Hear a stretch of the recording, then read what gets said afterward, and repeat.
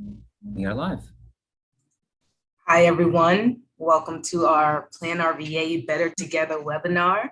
We will get started shortly. Just want to give folks more chances to join us.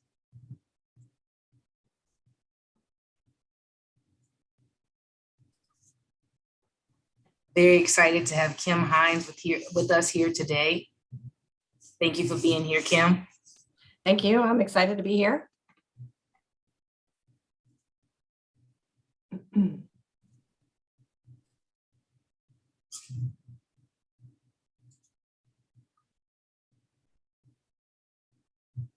So we'll wait just a few more minutes. Looks like there are more people coming in.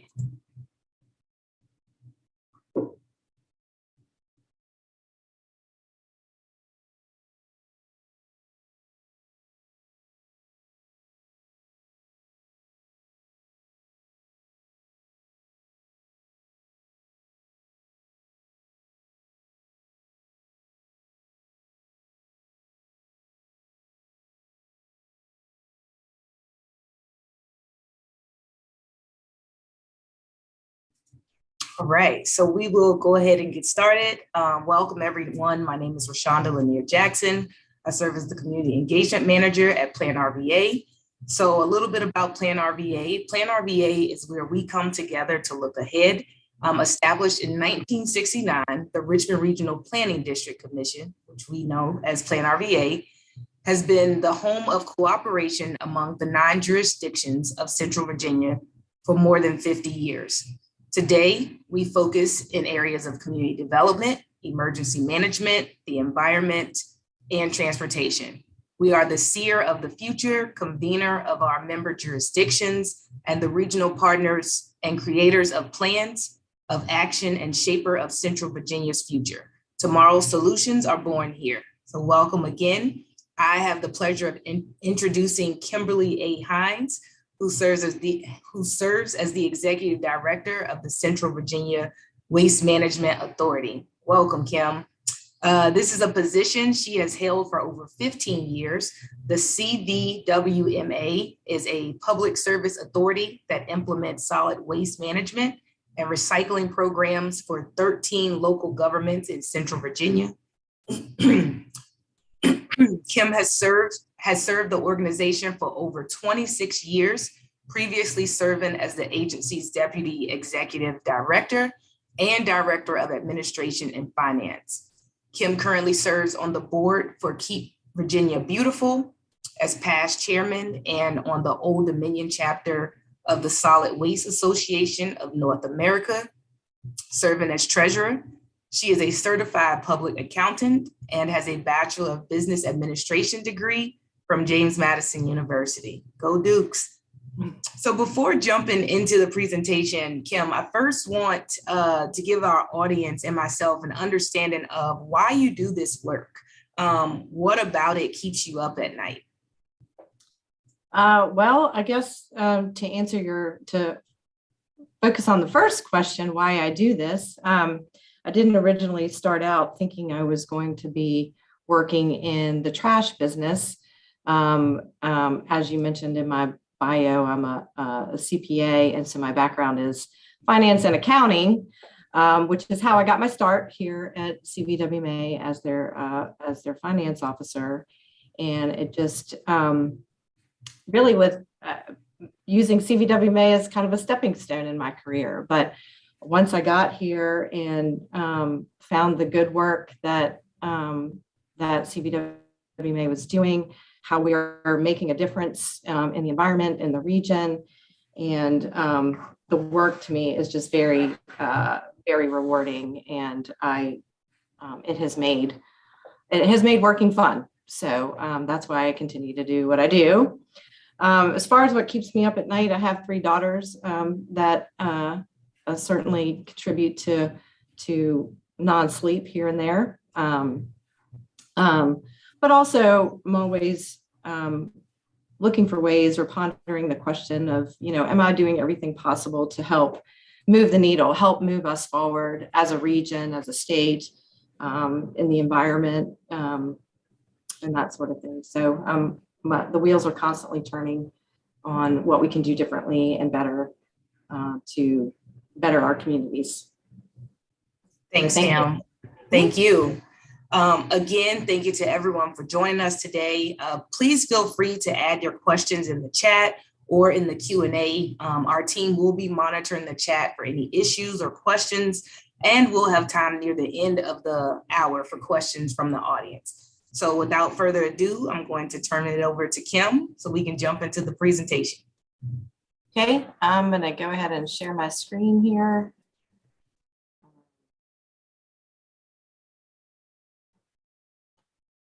Everybody see my screen?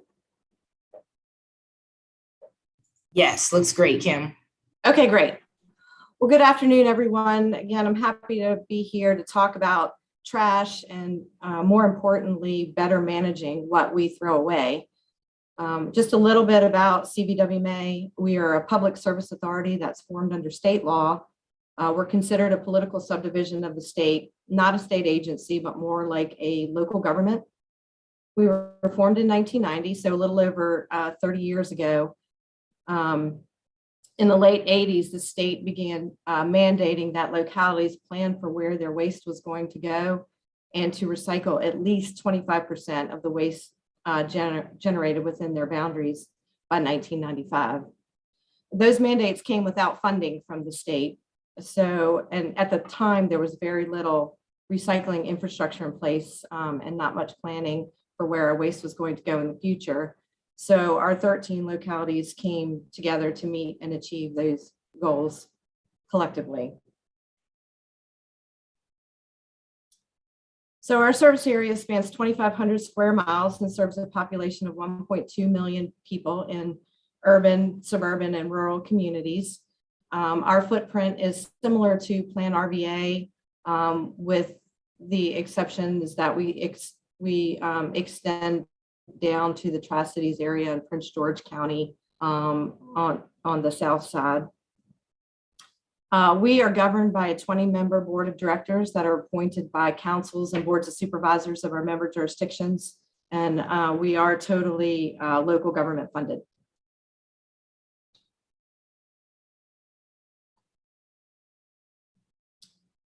So there are many benefits to the regional approach to various public services, similar to PlanRVA. Providing solutions to problems that are shared by multiple localities makes sense to combine efforts and resources to improve efficiencies and service deliveries, as well as achieve an economies of scale and keep costs low for multiple localities. Specific benefits to being a part or a member of CVWMA that our localities benefit from.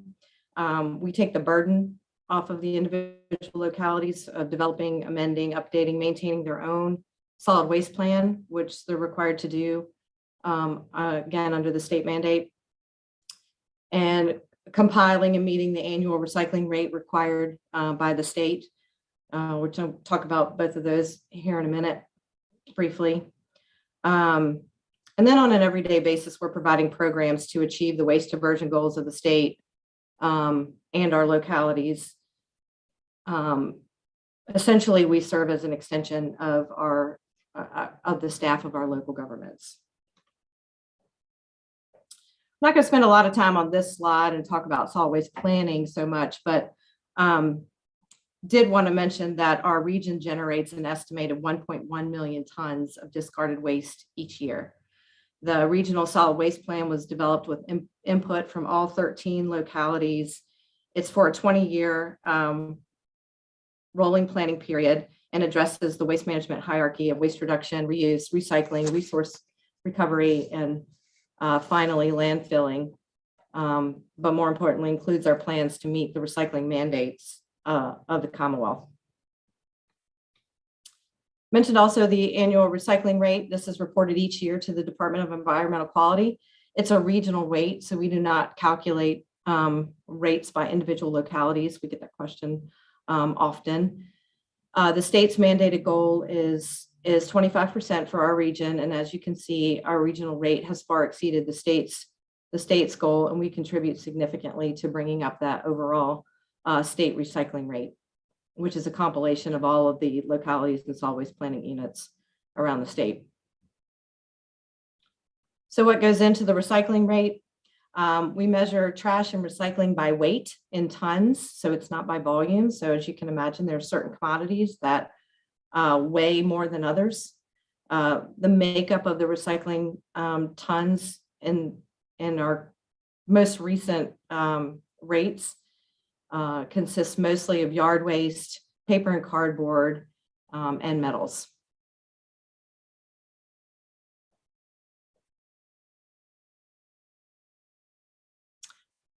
We recognize with the diverse region made up of urban, suburban, and rural communities that one size doesn't always fit all. So we provide a menu of services procured on behalf of multiple jurisdictions that localities can take advantage of based on what best fits their needs and the needs of their citizens. So this is just a sampling of some of the programs that our localities can participate in. And this is just a visual of how it works. CVWMA does not provide any of the operations ourselves, so we don't own trucks, we don't own a recycling facility or a landfill. On behalf of multiple localities, we procure, negotiate, and administer contracts with the private sector. So we kind of serve as the middleman between localities and the contractor providing the services. We also provide customer service and public education and outreach to citizens in the region. Our largest and most visible program is the curbside recycling program, which many of you are probably familiar. The program is provided to about 280,000 eligible households in 9 jurisdictions. And this is for the collection of paper, cans, bottles, and containers. And the collection is every other week at the curb or in the alley in some cases. There are also 35 drop-off sites around the region for residents of multifamily to use and others, or in between your curbside recycling days. And those sites collect the same materials as in the curbside recycling program. So where does the recycling go once it's picked up at the curb or a drop-off site? It goes to a local material recovery facility, or MRF for short. At the MRF, a system of machinery and manual labor is used to sort, bale, and prepare materials for market to companies that use the various commodities to make new products. We continue to debunk that myth that recyclables collected for recycling are actually being recycled and not landfilled. It is true. They are being recycled, and only the non-recyclable items are going to the landfill. The MRF that we use in this region is located right here in our region in Chester. Wanted to address some of the recent challenges to recycling. Well, recently and over the last 5 years. 5 years ago, China placed some restrictions on imports of recyclables, such that material recovery facilities or recycling facilities could not generate a clean enough product to meet their standards. At the time, most, if not all, of our paper and cardboard was going to China, where it was being pulped and turned back into cardboard and shipped right back here to the US. So China's restrictions on imports disrupted recycling markets worldwide, as China was the largest importer of recyclables, particularly paper, cardboard, and then also plastics. So oversaturation of these materials drove down market prices, turning the economics of recycling upside down. So we had to adjust. Markets have improved significantly recently with the increase in capacity here in the US. Once China did what it did, many US companies or companies that have paper mills in the US adjusted and have expanded capacity. So we're keeping a lot more of our paper and cardboard and plastics here domestically, making us less reliant on China and other overseas markets. COVID has also had an impact on recycling markets as the demand for paper towels and toilet paper and cardboard packaging rose, especially in the beginning of the pandemic, as a result of people transitioning to working and going to school from home. Also, with that shift to working from home for many, we saw a shift in volume from commercial to residential. There's more volume on the curb and in our drop-off sites of recycling and trash. Recycling and trash were deemed essential services, and with that, increased the volume on the curb resulted in more time to collect and process, and so sometimes caused some delays. We've gradually are seeing that volume shift back as people gradually move back to the workplace. Post-pandemic, I think we've all heard in the news about shortage of workers in many industries and supply chain issues. Our contractors have not been immune to those issues as well, with workers being out with COVID and having to adhere to quarantine guidelines, to struggling to hire and retain a capable workforce, and supply chain issues and getting parts and new trucks all contributed to some significant delays in collection over the summer and the first few months of 2022, which I'm sure many of you experienced as well. We also struggled as an organization with providing the most up-to-date and accurate information that seemingly was changing every hour. We averaged 4 times the amount of phone calls and emails than normal, and frankly, we weren't able to keep up. And we know that that caused some frustration to you all and to many, many citizens in the region. We are working going forward on transitioning some of our systems to ensure that customers can get a more timely resolution in the future, hoping that this what we've dealt with in the most recent past is an anomaly and that we're moving forward and things are getting back on track. Another ongoing challenge is mixed messages on recycling guidelines. We all know the many different types of plastics that are out there. Is it recyclable? Is it not recyclable? What might be recyclable in other areas that you may have moved from might not be recyclable here, or vice versa. In addition, the industry is always changing. For the longest time, we couldn't recycle the caps on plastic bottles because they were made out of a different type of plastic than the bottles themselves. So it was always a no, don't put those in there. But now the technology has changed and they're able to handle and recycle plastic caps. So pizza boxes is another one. The cardboard is recyclable, and it was always that the grease and wax paper and things like that made pizza boxes not recyclable. Now a little bit of grease is okay, as long as there's no food or wax paper in them. They can be recycled. So again, the ever-changing guidelines and then messaging to residents has presented a few challenges.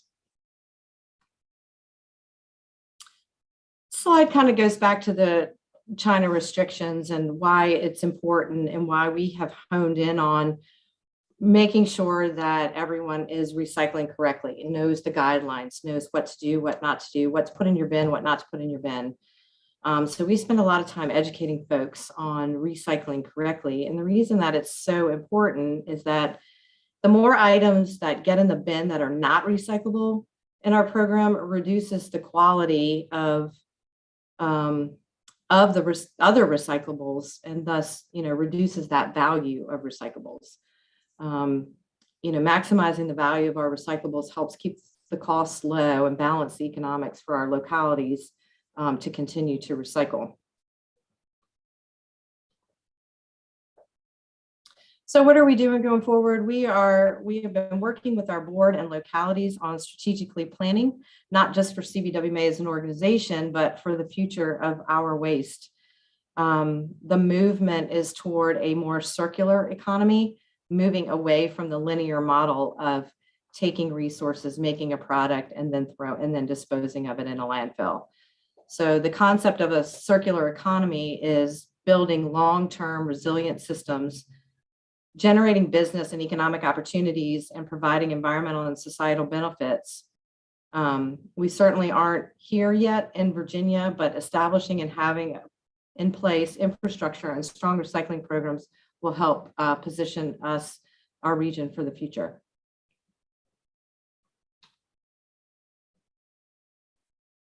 Our strategic plan includes a systematic approach to using and reusing materials over their life cycle, and really a stronger emphasis on using less. We've all heard reduce, reuse, recycle for many, many years, and that's what we should practice. Our strategic plan will focus on increasing recycling, diverting valuable resources from landfills, with more of an emphasis on reducing our waste. You can see from this chart that recycling isn't third anymore on the reduce, reuse, recycle. There are many more things we can do before recycling.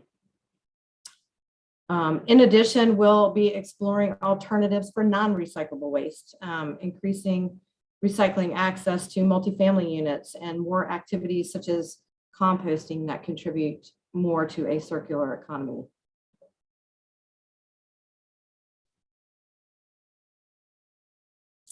Some of you may have heard a couple of weeks ago, Governor Youngkin signed Executive Order 17, recognizing the value of recycling and waste reduction. This replaced Executive Order 77 issued by Governor Northam.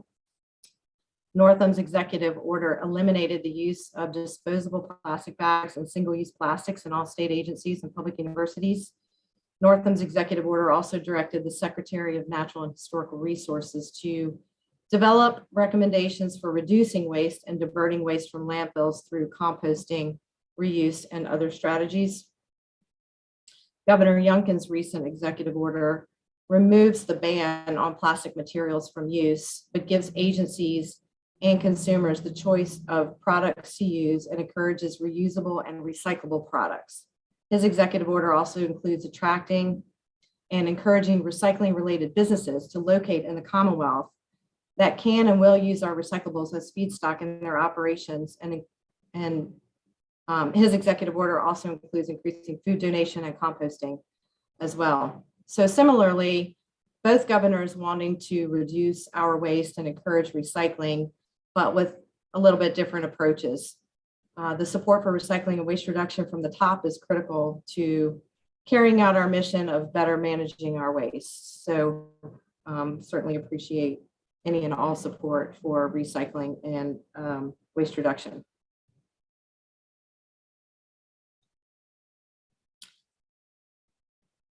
Lastly, this webinar was certainly timely, as tomorrow is Earth Day, a day that is widely recognized each year as a time to raise awareness of how each of us can contribute to a better, more sustainable environment. While it seems that on an individual basis, our efforts are small, together they make a huge difference.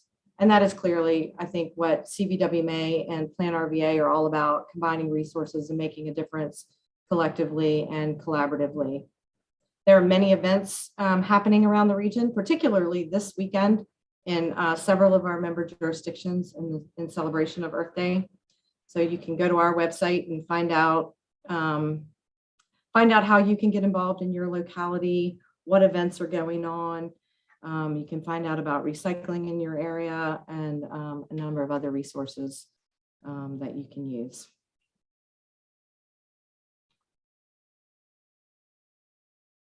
I am happy to answer any questions. Thanks so much, Kim. We're really grateful for you being with us today. We have gotten some questions in the Q&A, so I'm going to moderate that and would encourage everybody to continue to submit your questions in the chat or the Q&A function. The first question was talking a little bit about composting. I'm curious, one of the questions that came in, I understand organic material makes up a large percentage of household waste and could significantly reduce the strain in our landfills while being able to more efficiently use compost as a local resource. What are your thoughts on that, Kim? I totally agree. And it's certainly a hot topic at EPA and at the state level.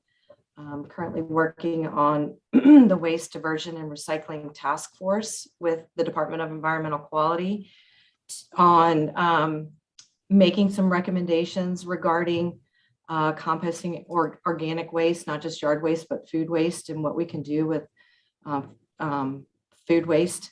So there's a lot of conversation happening. The city of Richmond is getting ready to pilot a composting program. So we'll certainly be sharing more information about that and how Richmond residents might be able to get involved. So it is certainly something that is being talked about, and how we can better, manage the organic material so that it's not all going to the landfill. Thank you. Good question. Quick question regarding pizza boxes. You did mention that grease was okay, but what about like sauces and other cheese or food that might be in the box? What should people know about how to effectively recycle pizza boxes? So yes, certainly the food contamination is a problem. So if, to the extent you can remove all of the food from the box, if the bottom is, seems pretty dirty, or, cheese baked on, that sort of thing, then you can rip off the top and recycle the top. If you don't feel like the bottom is recyclable, but just like rinsing out peanut butter jars and things like that, we just can't have the food waste in it, or the waxy paper that comes a lot of times in the pizza boxes. So, but the cardboard is definitely recyclable, and certainly a little bit of grease is okay. Thanks. Appreciate that. Mhm. So this question is pretty cool. I think I guess you pull out your crystal ball and it says, what's next for recycling? Are there items that we can't currently recycle that, new technology might be creating a path forward? And if so, what are they? I guess what's coming down the pike, as far as like households, what might be put in the bin in the future.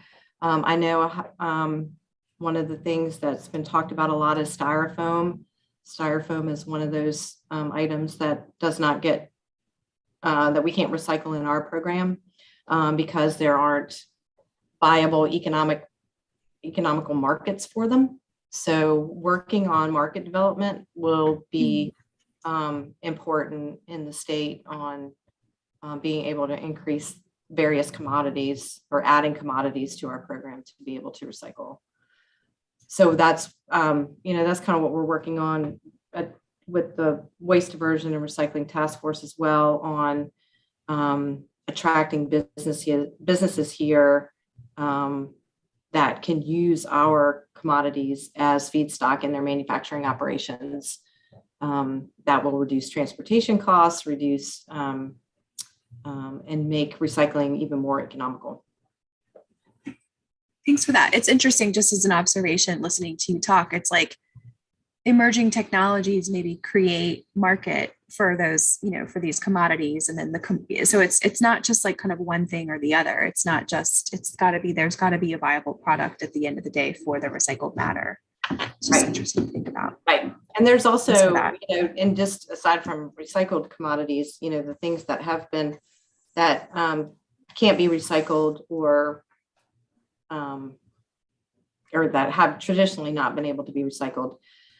There are different processes out there now, and different technologies that have been developed to handle non-recyclable waste and turning them back into a product, whether it's a fuel product or a wax product, or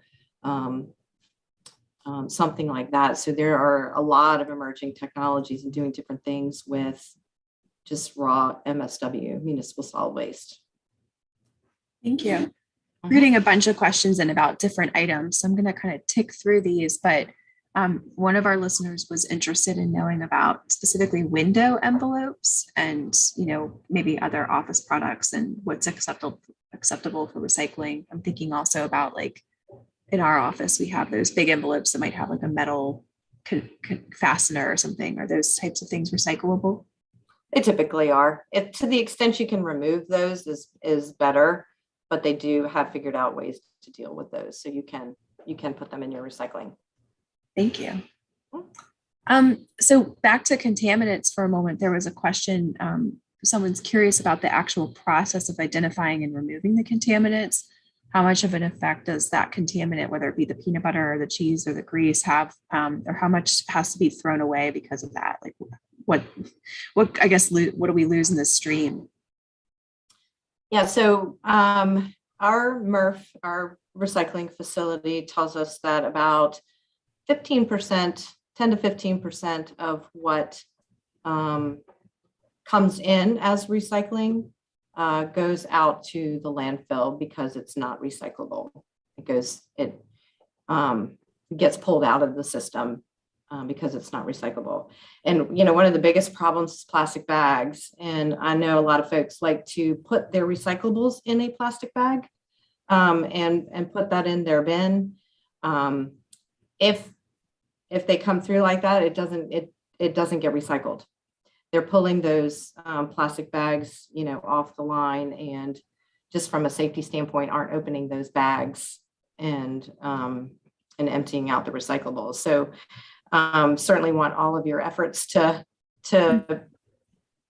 get recycled. So if you can leave out the plastic bags, it's okay to put everything in your container without a bag. Kim, do you have a sense of where we stack up to other communities as far as like what that 15% sort of having to be discarded, or even the overall recycling rate for our region when you submit? Do we have targets for where we want to go in the future, or how are we benchmarking with other communities? So as far as contamination and how we compare industry-wide, I think the industry average I saw recently was 25%. So I think we do a pretty good job. Yeah. In some areas, it's easier than others. Like some of our service area, we still have the small bins, so it's kind of easy to see what's in them. So when a driver is out there emptying, they can see and they can leave behind what's not recyclable. When you're collecting in the large cans, like in the city of Richmond, they have less of that ability to do that on the curb. And then, we have some pretty targeted goals that we're working on as an organization moving forward to increase that recycling rate, that regional recycling rate, to a higher waste diversion rate. So we are, certainly we'd like to get to a zero waste maybe at some point in the future. The city of Richmond's working on their sustainability plan for a zero waste plan as well. So that's kind of the goal. And as far as the rate around the state, we have one of the highest regional rate of all the other regional solid waste planning units that report, like Hampton Roads, Williamsburg area, Charlottesville area, Northern Virginia. Some localities report individually or not part of a solid waste planning unit. So there are a few out there that are a little bit higher than our rate. Thanks for that. Mm-hmm. So the next question is kind of switching gears a little bit to, has CVWMA researched submerged or subterranean waste containers that have been used around the US and are more common in European nations as a way to manage and consolidate waste? Could be that this would reduce litter, cut the need to constantly replace waste receptacles, and address some of the issues of trash getting caught up in stormwater runoff. What types of containers? I'm sorry. Looks like maybe buried or subterranean waste containers. Oh, no, we have not researched that as of yet, but I'm writing that down as certainly something we should look into. Oh, that certainly seems like it would solve a lot of different problems in different areas. So yeah, I've never heard of that before either. So it's a neat thing. Thank you. So one of our other listeners was asking a little bit about accessibility of recycling bins. So can you walk through a little bit more about how one would go about getting a bin, what maybe the limits are on households, what people could expect as far as like a response time, what happens, or what are the limitations for somebody if they submit a request for a bin? If any. Well, so anyone can, well, so it kind of depends on what jurisdiction you live in and what the sort of what the policies are. But if you're ordering a bin, whether you can do it online, there's a form you can fill out, and then usually I think there's a 2 to 3 week time frame on getting those delivered. There's there's no limits in some jurisdictions. Some jurisdictions you need to buy them. So all of that information is on our website. Same with the large recycling cans. If you want to purchase one of those, you can do that on our website. And I know recently we've been a little bit behind in some of the bin deliveries.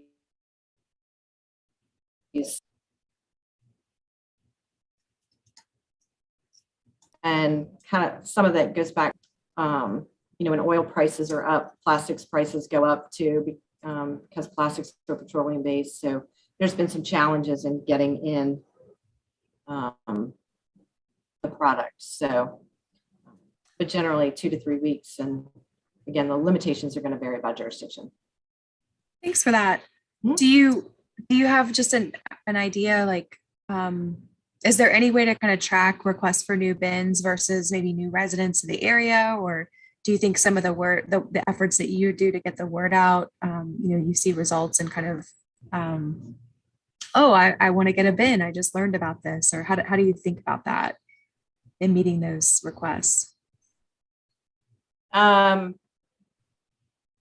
So you mean how do we track the requests? Or how I guess I'm curious how you even plan to know how many bins to order, or what the supply is. Is it based on sort of a population kind of projection, or is it, we're doing a campaign? Some of it's historical, trends, what we've traditionally done. Certainly we mail out an annual collection schedule that typically generates interest in the program and prompts folks to either order bins or buy a cart, that sort of thing. So we know we're going to see a general uptick in requests for bins and carts. So we plan for that. So yes, and pretty soon, under our next contract, and I won't give away too much, I guess, but everyone will have the larger recycling cans. Awesome. So that's exciting to hear. More to come on that. Mm-hmm. Awesome. We'll have to have you back to give an update then. Yes, that's right. This time next year, maybe. So here's a question about with recent changes, what percentage of recycling from our area is done locally and then domestically versus being outsourced, as it was pre-COVID?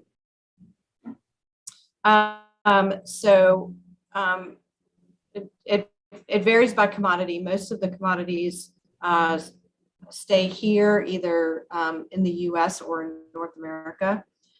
Paper and cardboard, some of it still does go overseas. None of it to China anymore, but some goes to Vietnam and Korea and India for processing. And some of it does stay here locally. We're fortunate here in our area to have a few paper mills that that will process recycled cardboard in particular. So some of it is even staying here locally in the region. On the fibers, from the fiber standpoint, aluminum cans stay here. They are processed down in Georgia. Plastic bottles, I think they are using an outlet in Canada. So that is staying in North America. There is a company coming to Cumberland County that is going to be able to help in the recycling of some of the harder to recycle plastics, like the other than the number 1s and number 2 bottles. So that will bring some capacity on board to help in recycling some of the harder plastics.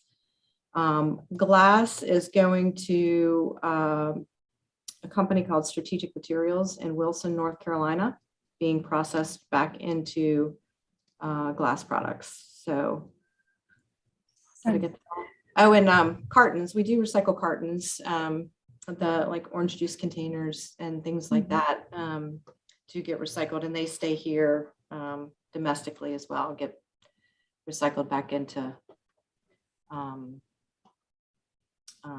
paper, like paper type products. So, you mentioned a moment ago the ones and twos. Will that facility in Cumberland help to be able to kind of create that capacity, I guess, for us to be able to recycle other numbers on the plastics? And can you walk, also, we had a question about this too. Can you kind of walk through the numbers and I don't know what they mean generally? Yeah, I know that's a big question. Yeah, so the plastics industry, I guess, didn't do us any favors by creating all these different numbers and different, they're made up of different resin contents. And but typically the number ones and the number two bottles have been the most lucrative and recyclable plastics. So I would see that recycling facilities to continue to separate out the number ones and number twos because they have a higher value. Right now, the others, and I'll just call them the 3 through 7s, are being recycled, but they really don't have any value. It's basically just kind of a break even. So that will help. Certainly in the marketability because they're going to need that feedstock in Cumberland. So I see the number ones and number twos and still separating those out and recycling those separately. Thanks. What if you wanted to know about all the different numbers? I don't know if I'll get them all right off the top of my head, but ones and twos are typically, ones are typically your plastic bottles like water bottles, milk jugs, those kinds of things. And also some other types of containers that you might get in the grocery store, like the clamshell type containers or the clear containers that strawberries come in, that those are number ones. Number twos are things like your laundry detergent bottles, shampoo bottles, colored bottles, those and like butter tubs and things like that.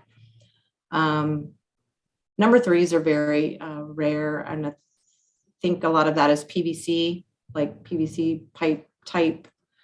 And number fours are generally film, like plastic bags and dry cleaner bags, things like that. Number fives are another one that are fairly recyclable. They tend to be like your yogurt cups, other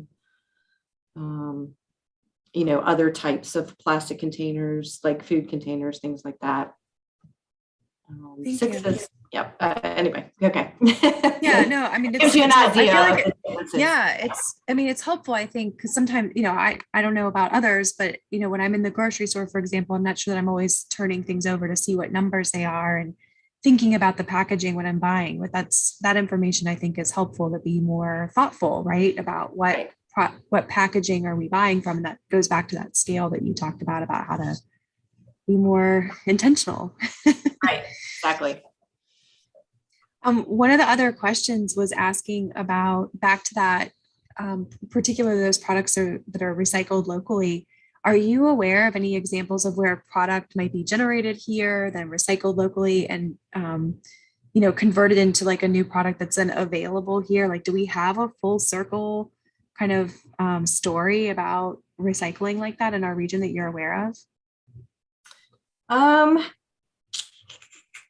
the top of my head, I'm not sure. I know some of the one of the paper companies here, Sunoco, they make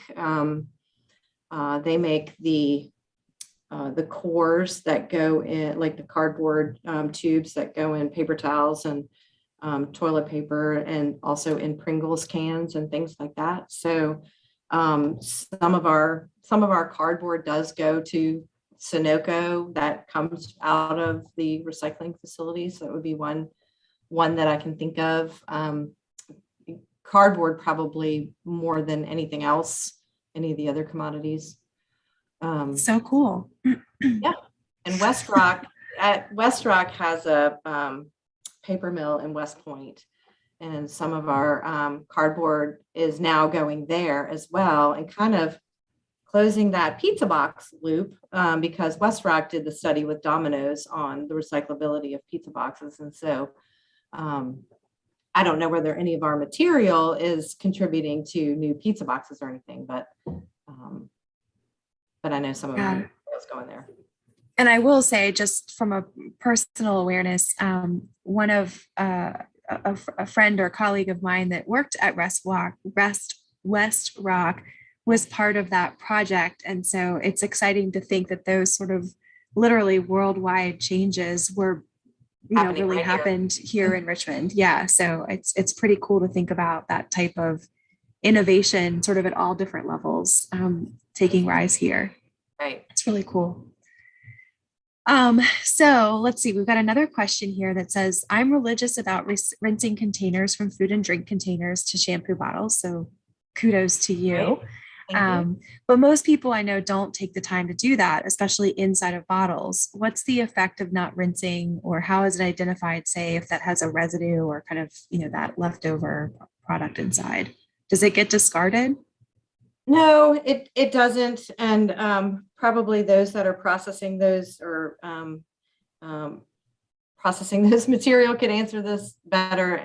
I know they're not, they're not at the recycling facility looking in every shampoo bottle to make sure it's empty. Even water bottles come in half full sometimes, and so you kind of wonder why you didn't just empty it out. But it's, if we just try to focus on the education piece to keep, because, certainly if it got to be a large problem, then they wouldn't be able to sell the material. So, or sell the various commodities. So we're certainly encourage people to do the best they can. We know you're not going to get every speck of peanut butter out of the plastic jar, and that's okay. It's not going to totally contaminate the whole load, but just kind of being diligent about removing as much as you can. It certainly does help. Yeah. Here's a question about kind of thinking about neighborhoods, I guess. What are the average household participation rates in areas where curbside recycling is offered? And maybe is it higher in those areas? Like, do you see a correlation between participation and ease? Yes, very participation varies, depending on what jurisdiction you're in, what neighborhood you're in, what side of town you're in. So there's a lot of different variation.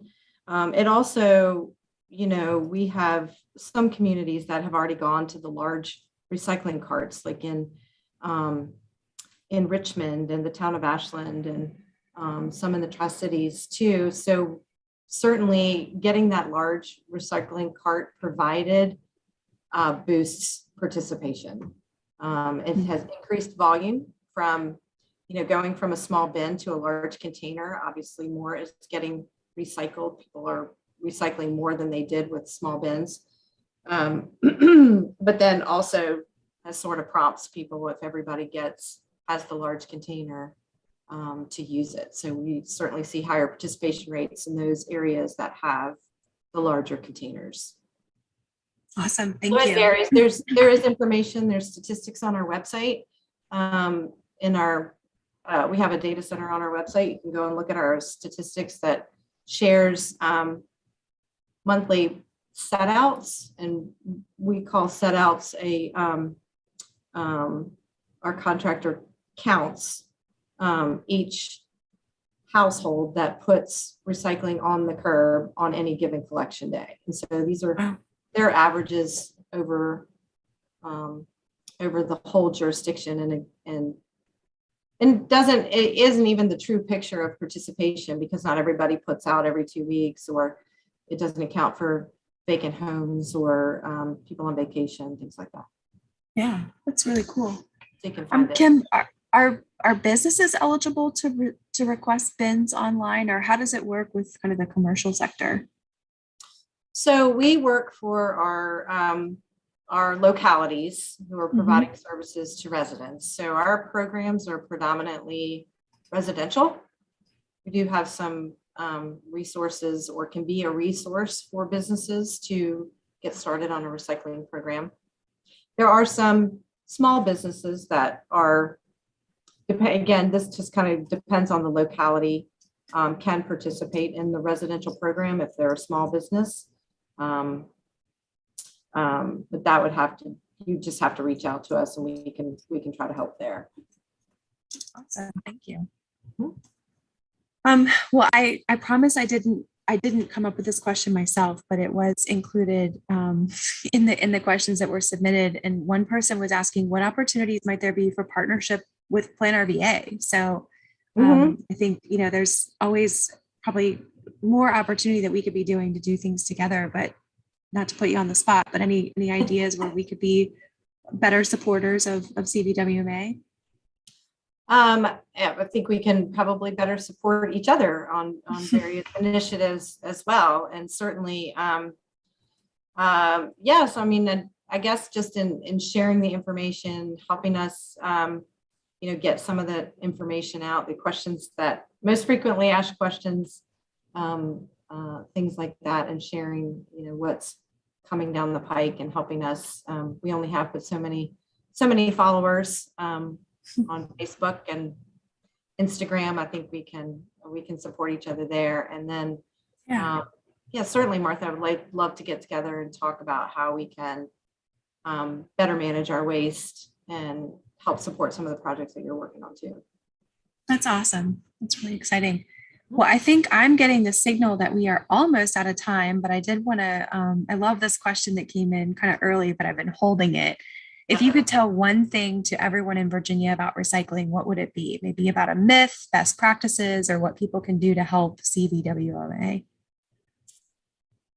Just one thing? Only one? Just one thing. One was in capital letters even. So, well, find out how you can get involved. I guess that would be my number one first thing to do, is to, no matter where you live in Virginia, in the region, go to your local website or CVWMA and find out how you can get involved. If you're already involved, find out, make sure you know what's recyclable, what's not recyclable, things like that. So, and share all of that information with your friends, family, and neighbors. Thank you. That's awesome. In a nutshell. Yeah, one thing you got pressed there. So I've got many. Well, Kim, I just wanted to say, thank you so much. This webinar series was designed to really be able to tell stories of collaboration in the region, and to be able to, give kind of a forum for cool stuff that's happening. And I think oftentimes, the subject of recycling has been in the news, but it also is something that it touches every single person in our region. So we're really just grateful for everything that you do. And as you said in the history in the opening part of your presentation, CVWMA is its own independent authority, but it's exciting to think about the origin story and how we were once co-located. Our leadership is shared among so many of the same people that are involved in your organization are involved in PlanRVA, and it just is one of those things that's so critical to the ongoing sustainability of our community. So thank you for what you do. We really appreciate it. And we're just so grateful for what this organization does for our entire region. So thank you. I appreciate it. And you're right. I forgot to mention that we were born out of the RRPDC. So we appreciate that. And certainly there's a lot of synergies there that we can work together. Yeah.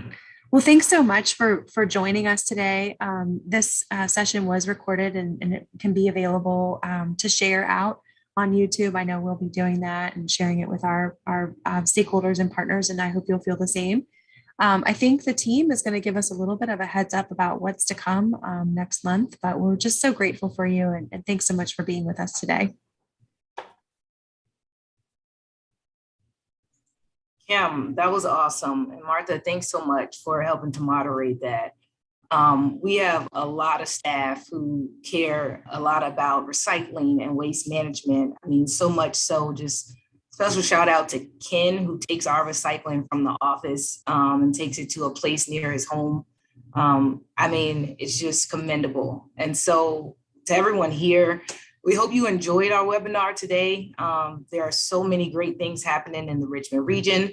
And the Better Together webinar is a platform to highlight everyday heroes like Kim, who are working to make the Richmond region a safer and more equitable place for all to thrive.